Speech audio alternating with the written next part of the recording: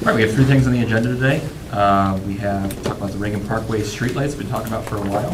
We're going to get an update from Pat about the road projects coming to Medina this year, and then we'd like to talk a little bit about the sidewalk repair program we're going to be focusing for the city. So we'll start with the streetlights.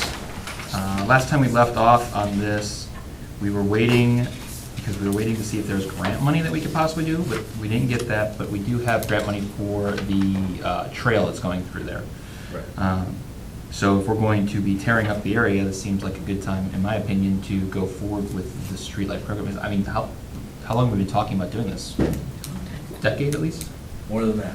Yeah. We've got memos that go back almost 20 years, actually.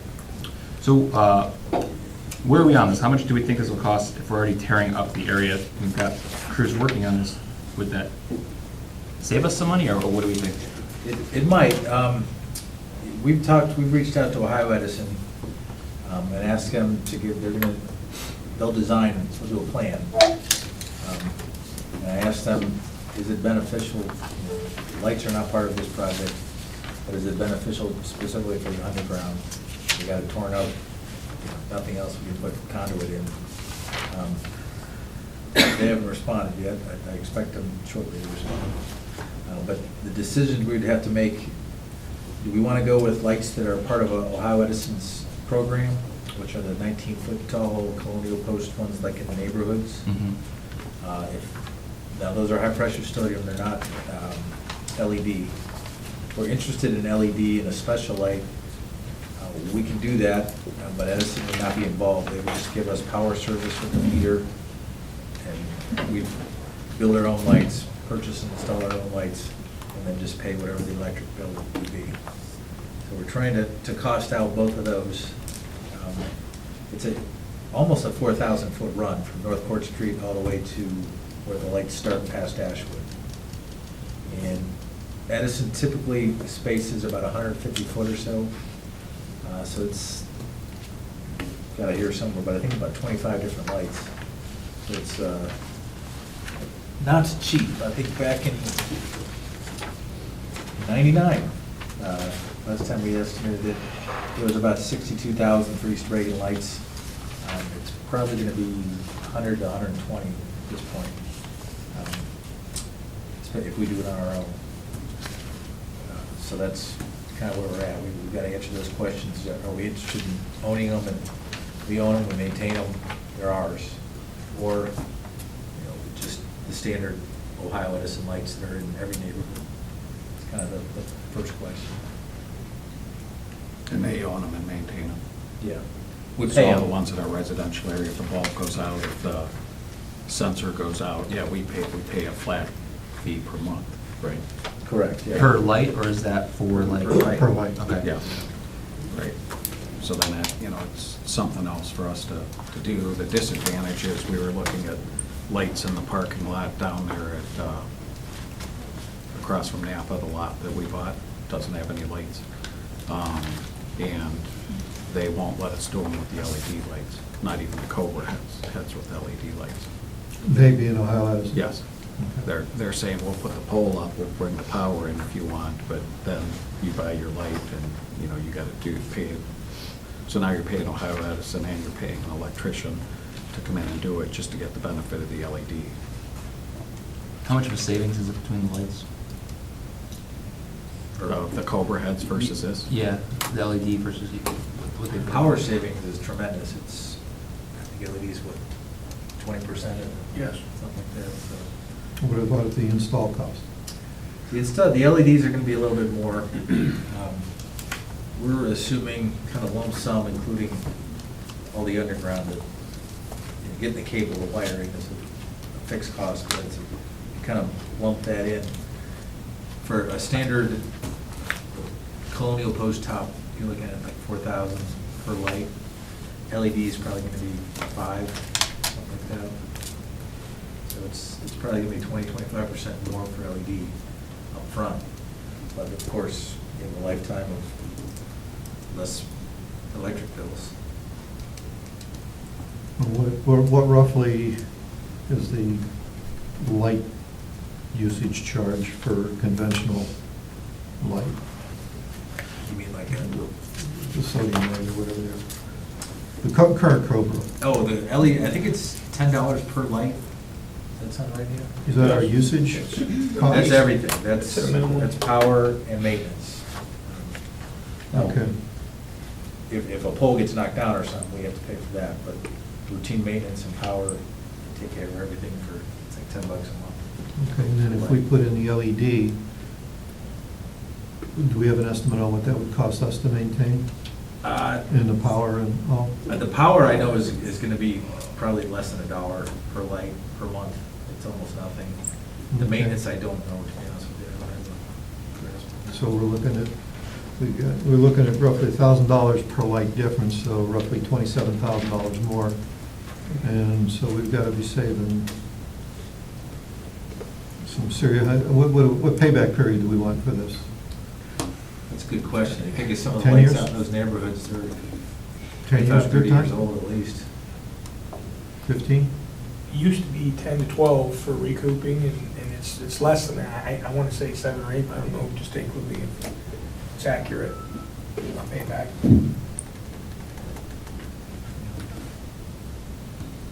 Now, the lights on Court Street are LED.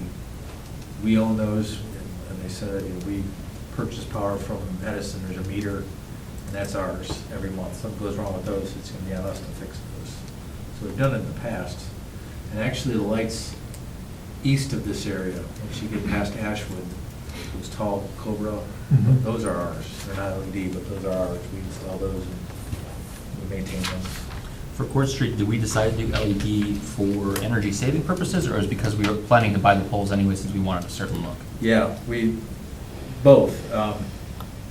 Edison didn't offer that kind of decorative light, and so we wanted a certain light.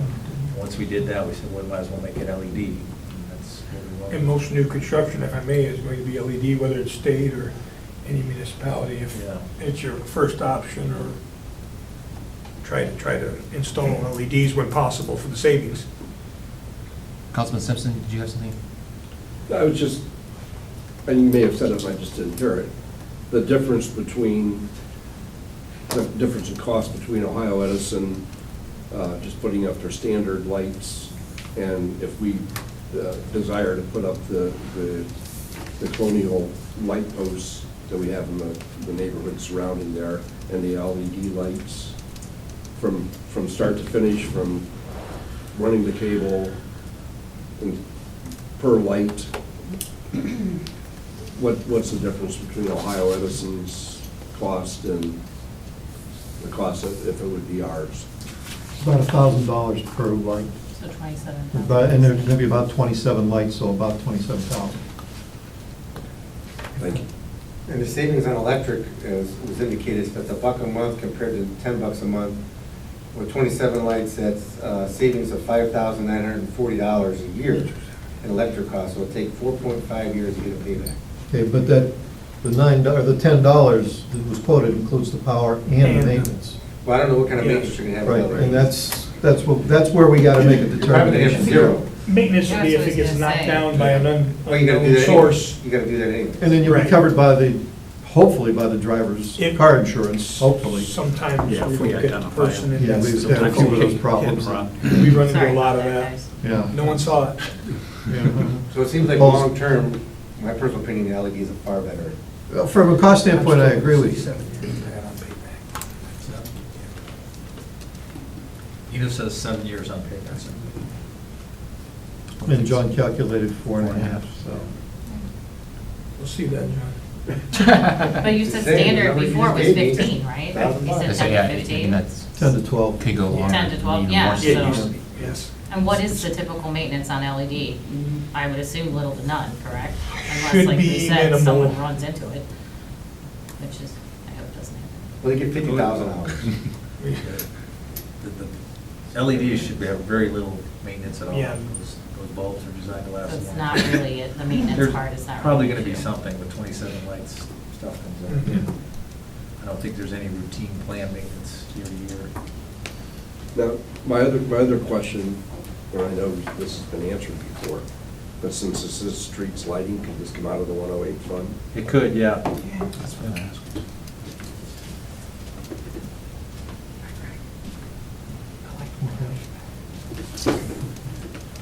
how do you guys feel personally? I think it's, talking about this for over 20-plus years, promising. You went from neighborhood. 5 to 20? It's Well, been a it's long nine- time. It's been a long time, yeah. I don't know, I like the idea of getting streetlights up there finally. I've lived in the neighborhood since before the street was there, so it doesn't, I don't know, it's not high on my list, I'm used to it, but I know there's other residents who would like it, and I would like it in the long run. It's a well-trafficked area. Yeah, it definitely is. I like the idea of the LEDs, first of all, cost savings, and secondly, they seem to be a little more flexible in some of the things we can do with them, you know, as far as decor and the like, so I'm okay with it. I agree. One more comment. The resident, Mr. Slega, who's brought this up for almost Ever. 10 years. Let's ask him how long it's been. And his big issue was safety, not only for the residents that live there, but since we've got Northrop School there, for the kids that walk to school in the hours, or walking home when it's before daylight savings time and where it's dark. So his big thing was a safety issue. And let's not forget, we're trying to increase traffic there by building this new trail through there. Right. So Yeah. probably keep a lot more people safe, so Mhm. I agree. Smart thing to do. Mhm. You guys want to make a motion? I'll move that we proceed with starting the project, put the lights up on Reagan Parkway between North Court Street and Ashwood. I'll second. All in favor? Aye. And the lights, just so we're clear, are the Colonial LEDs. Yes. Right. Yes, Okay. that's what, Yeah, yes. I'm okay with that. That's- Yep. that I know that's follows what we with the talked rest about, of it the just wasn't in the neighborhood. motion. Right. So I Okay. just want to make sure we're on the same page. Thank you. So what we'll do, we'll start putting an actual design together and get actual costs, estimates, and then bring it back, I guess, to finance for authorization to bid once we're to that point. Should we designate the funding source? Would you say 108? Is that what- Right, 108, Yeah. okay. I made John drop his pen, so I. Yeah. It's getting a little flustered back there. Thank you, Pat. And you. That's a little benefit of the gas tax increase, we have some more money that we didn't have last year, so. Okay. Doesn't hurt as much. All right, item 2, update on the roads projects. What are we doing this year? Well, I put together a spreadsheet just on street projects. I don't know if you want to go one by one or get questions. I can go over quickly. We do have a sidewalk program planned this year. And that's next on our list, so we can talk about that then. South Broadway, that project's been bid and awarded, and we look to start construction in about 3 weeks. We sent letters to the residents. The gas company's going to be out there prior to that. They've got to lower some of their levels, gas levels, so that work should start in the next 1 to 2 weeks, I think. North Broadway culvert, there's a project we have grant money from last year. That's just south of East Union. Look to get that done this summer. It's been a while, we used to fund drainage project, residential drainage projects every year. It's been a while since we've done that. We do have a kind of a list that we think are legitimate projects. So we'll be coming to you with requests to proceed with those. Our mid-block crossing on Public Square, another project we're going to be doing, that as a grant project. We've got it designed, and I think at the next finance meeting, we'll be ready to request authorization to bid on that. Is this the one with the blinking lights that we talked about? Correct, yeah, we're at all 4 sides of the square, will be installing, we call them bump outs, but they're concrete islands. They're only on the one side of the crosswalk, they'll be on the side that the traffic's coming from. It's just a 6-inch concrete island, and it's designed to protect the pedestrian, and that's where we'll put those lights, the flashing pedestrian lights. They'll be solar powered.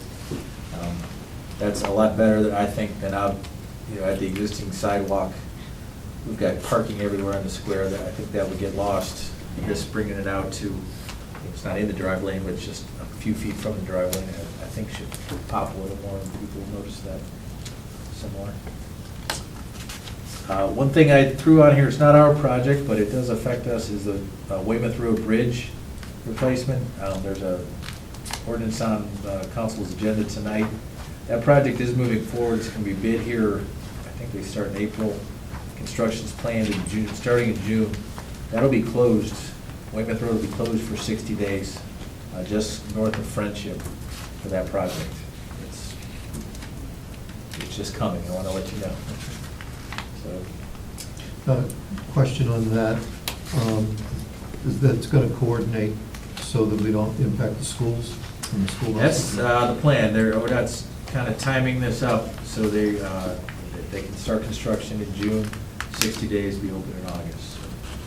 On paper, that's the plan. And on paper, yeah, Yeah. okay. And so let's back up to the North Broadway culvert project, same question. How will that impact the schools? That's our plan. That is our project, to do the Okay. same thing. To have that only closed during June, July, and first part of August. That one shouldn't be a problem. It's really not a big culvert, so it shouldn't be too bad. Yeah. It's gonna be fun, that portion of the city. Yeah. There's some main drags Right. completely closed. Mhm. Can't get there from here. Okay. Sorry, thank you, Pat. Sure. Concrete street repair, I think council approved at their last meeting. We're out to bid this week, so within a couple weeks, we'll be awarding that. Hopefully moving forward quickly. Concrete pavement joint sealer is our annual project. We have not submitted that yet for council, but we will be.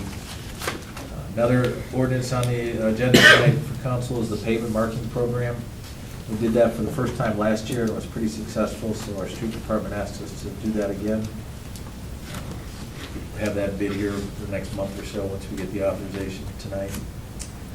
And we added one, East Smith storm sewer improvement. We've got to start replacing some of our storm sewers, specifically in the historic district and the neighborhoods around there. We're going to recommend, and we don't have anything ready to submit yet, we're still kind of putting this together. But starting on East Smith, that's where the sewer starts. And we're working it away. I'm sure that this project we'll have to do every couple of years till we get everything completed, but start there and work our way north. There's been some issues with residents and businesses in the past, and it just needs to be replaced. And there's also a capacity issue there, so it needs to be increased. I included projects that will not be under construction this year, but that we are working on. Spring Grove Bridge, that one's, we do have a grant for, and that's completely replaced. We're looking to do that next summer, because that will be required closure, and it's right there by several schools. So that'll be a project for 2021. State Route 18 improvement, again, this is an ODOT project. The city does have $250,000 in it, so we got some skin in the game.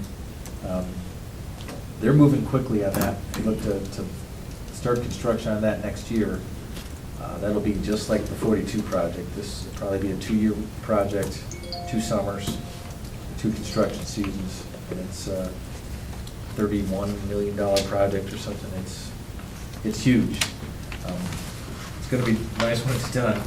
But one thing to remember, only about 10% of the whole length of this project's inside the city. So we don't have too much direct involvement with it, but we do have some, and of course, we all use it every day. West Smith, as you know, is the project. We got a little over $2 million grant through NOACA last fall. We're moving ahead with that. I've got a meeting with ODOT next week. It's their scoping meeting. Once we do that, we can get our scope approved and move forward with consultant selection. So we'll be coming in hopefully before May with a recommendation on consultants, so we can get going on that. Last is Gates Mills Bridge. These 3 bridge projects we're kind of lumping together. We're going to hire a consultant for those. We're going through a selection process right now. That bridge needs to be replaced. It's a tough spot, if you're familiar with it. It's a cul-de-sac. There's only, I think, 5 or 6 residences there, but that's their only way to their house. So that, as opposed to these other bridge projects, that one we believe we're just going to have to do it half and half. There's no other way to get it done, which is going to add some time, well, more than double the time, and a little bit more expense, but unless Unless a bright idea falls in our lap, I don't know, see any other way to do it. And that's about it.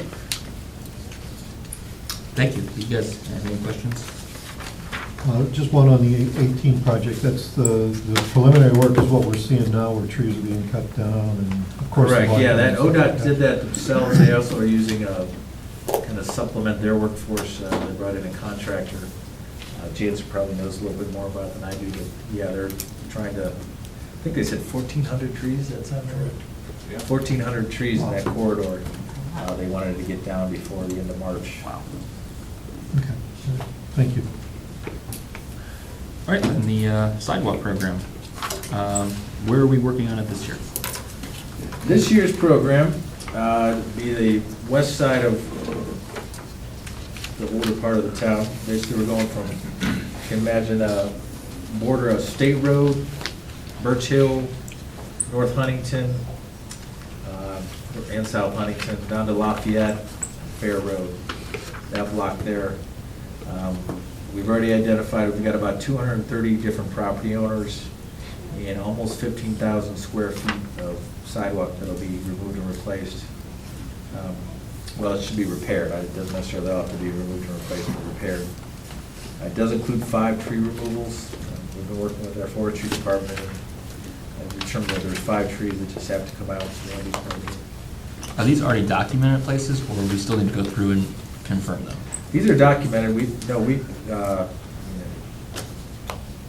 can always change, until we do the project, you can always add to it. But these have already been inspected, documented, letters sent out. We're pretty ready to go with it. How long does that documentation process take us? It takes quite a bit. First of all, we have to go out, walk every sidewalk, determine what needs to be repaired, and there's a specific criteria included in the ordinance that the council passed. Once it's identified, then you have to determine who the property owner is. We have to assemble all those, and then we send letters to each property owner explaining what's going to happen. There's always a lot of questions and comments that we have to address. But once we do that, we give them a certain period of time, I think it's 60 days, to fix it themselves. If they choose not to, then we'll come in with our contractor and do it. And most people, in past years, have chosen just to let us do it.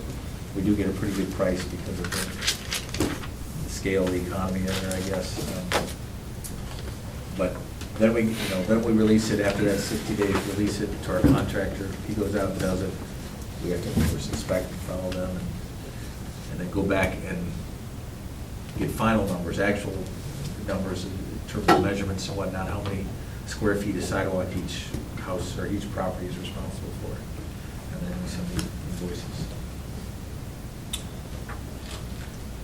So the idea I talked with you previously was trying to identify these properties as part of the time-consuming process of just walking around and measuring them. And I was curious on if we could try to involve some of the community members in helping us identify them, because we have a lot of these historic neighborhood groups, we have HOAs that could easily walk their neighborhood and help us find these locations. Is that something that we could do to help cut down the time it takes to get through this process? Because we have the sidewalk program, but it's an incredibly long process, and by the time we get to the whole city, and we're starting back at the beginning, and we've got a lot of years and years and years where they didn't do anything. So is there a way that we can speed this up a little bit and find different ways to find people to help us? Yeah, I spoke with the mayor about this. I don't know that, because it's actually an assessment project, so we're going through and basically certifying, we repaired 8 square foot of sidewalk on your property, and your invoice is X amount. I don't know that we could, I think it has to be a city employee that does that, just to get challenged. I don't know, I'd be open to other ways, I guess, to maybe have other groups help us. They can point us in the direction they think where we need to focus some sidewalk repairs on. But I think, correct me if I'm wrong, we still have to go out and actually do it. Yeah, the way the ordinance is written, there's certain criteria that it's not just that it's uneven. It's uneven to a certain degree And then if it's beyond a certain amount, then we, now that it's come to our attention, we have to mitigate it to avoid a fall immediately, but then still put them on notice that this is a temporary fix that has to be permanently fixed. And I think each step of that process of the ordinance, I think Patrick hit the nail on the head when he said that, any one of those could be challenged in court when you're trying to assess somebody for it or get them to pay for it. And, you're bringing in a helpful citizen versus a city employee who's been trained and understands and is doing the checklist the way that the legal department of the city feels it should be done. Well, this isn't complete rocket science here. I mean, we could use rulers and everyone's got a camera with them in their pockets, right, to like show these differences, and like if we had a way of submitting them, would it be a good way to Would it help be us helpful to you know guys where to in the identify and just go to those process? places? Because part of the time is just literally walking around and measuring these things. Well, this may have been before you took over, but when we first started talking about the sidewalk program, because nothing had been done for years, the idea was to start in the center of the city, and then the oldest part, and then work our way out. So we do have a plan in place, but we have a limited amount of engineering folks, as well as a limited amount of, some of these are the city's responsibility, because they were caused by a tree or defective in some manner, and should have been caught. So, I don't think it's as simple as having somebody take a picture with a ruler and say, because we're gonna need that person to come to court. They're gonna have to be a good enough witness to get beyond a challenge if somebody contests the assessment in court, and these are not employees nor people trained in doing this. Mr. Huber thinks otherwise, then I'll defer to him, but I think what we're doing works well. I don't think it's meant to be, we're not trying to get it done in a few years.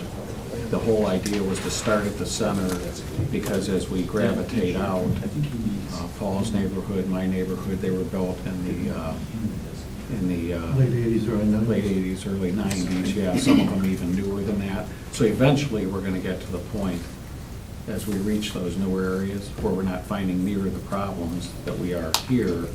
And at that point, we could probably do a sweep of the city every other year. The other thing we were asked to do is do the sidewalks one year and the curbs the next year. So then that slows us down a little bit too, because it's every other year instead of 1 year. But again, that was a request of council, that we balance both of those issues. Mr. Huber?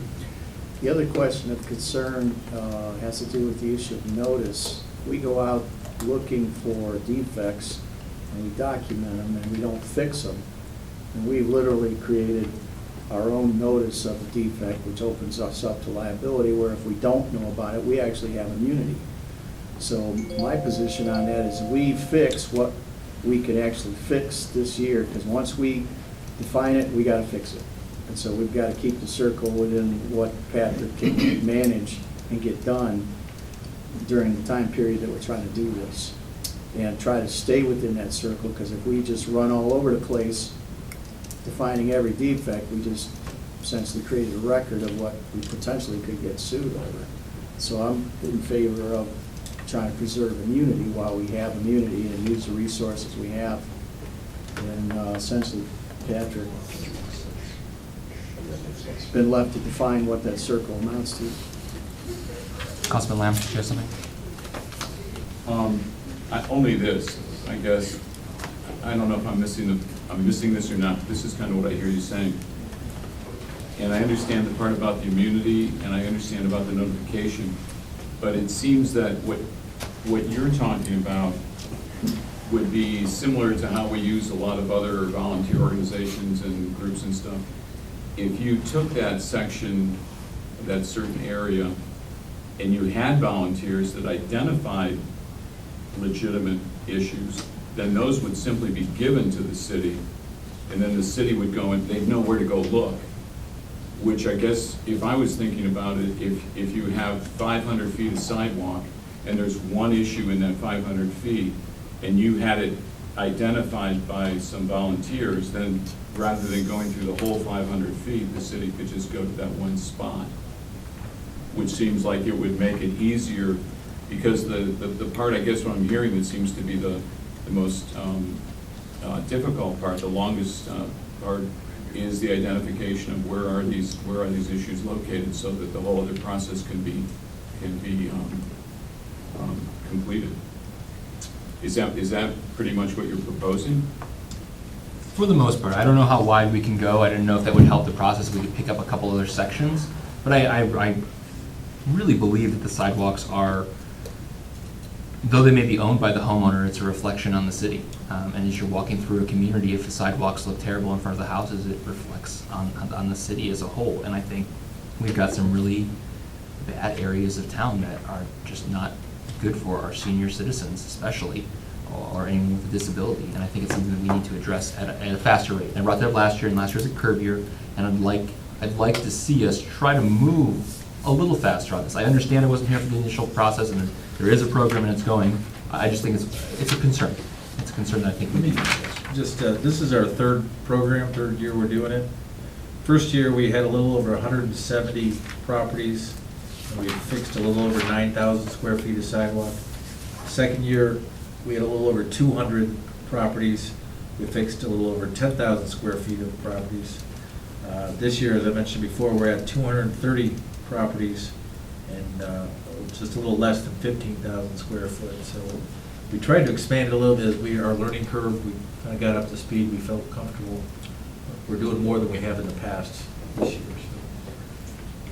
Councilman Simpson? Yeah, and I understand what you and Bill are saying, but we went from not doing anything for 20-some years to now having a specific plan. And I could understand the volunteers maybe to speed up the process for the section that we're looking at, but to expand the section kind of defeats what the program was set up for. And I understand there are still areas in the city that the sidewalks are terrible and they are a safety issue. But if it becomes a true safety issue, the residents or any city employee or any councilman that's out walking can call Patrick's office or the mayor's office and say, hey, I found one that's, it's real danger, and the city addresses those. I do agree with Mr. Huber.